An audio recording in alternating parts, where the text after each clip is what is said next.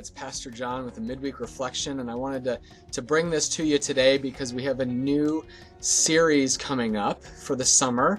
It's called Ancient Faith for a Modern People, or Ancient Faith for Modern People. And what we're going to do this summer is take a quote or an idea from some theologian, from some Christian before the Reformation. We're going to start this week with Saint Irenaeus of Lyon. He was born in 125. After Christ. So this is ancient. This is ancient faith. And we're going to do this because actually I was having a conversation with a colleague this past week, and we were talking about, what do people want? What do people want in a church? And we were talking about, traditional churches, contemporary churches, churches that have high liturgy, and churches that kind of have just a very loose, kind of casual way of doing church and worship and everything.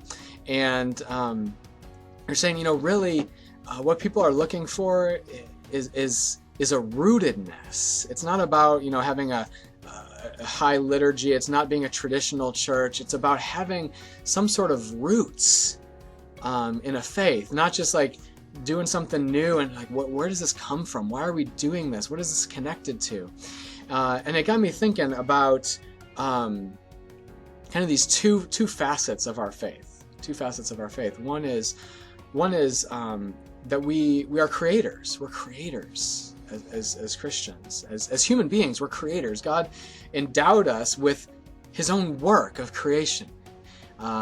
This is part of what it means to be in the image of God, that we create, that we innovate, that we invent.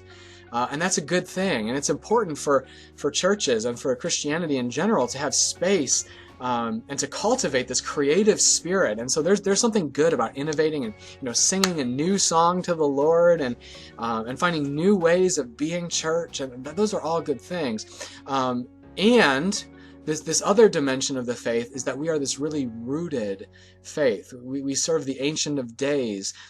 We are part of this ancient tradition of wisdom that goes back at least 2,000 years to Jesus, but beyond that, another couple thousand years to Abraham. And we're part of this really rich, deep tradition.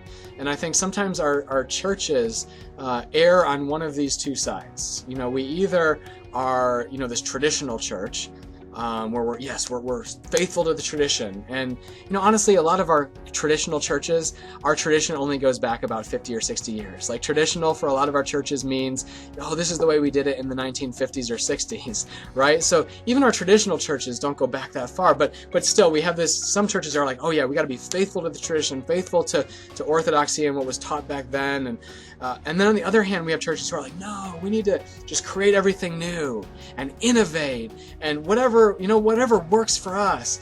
And I think it's really important for us to be both rooted, that there's this really fertile soil for us to grow in. There's this really rich tradition for us to be caught up in, and to know that we're a part of something that's so much bigger and deeper than just this moment and the trends of church and all of these things.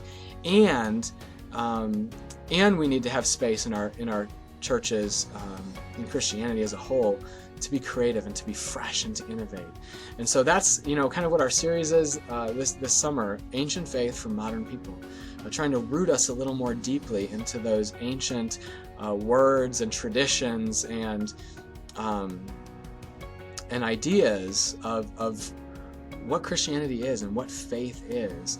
And I think some of these ancient people really tap us into these deep realities of our faith that sometimes we can lose when we're just focused on today and what's next.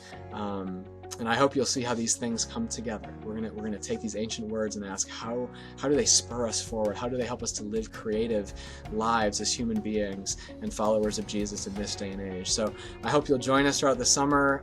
Again, Irenaeus is this week, and we're gonna explore probably some names you've never heard of and some ideas that may be new to you, but they're ancient. So they're new and ancient at the same time. And I hope it's a series and a summer that is richly beneficial to you as you and I grow in our faith and become more like Jesus together.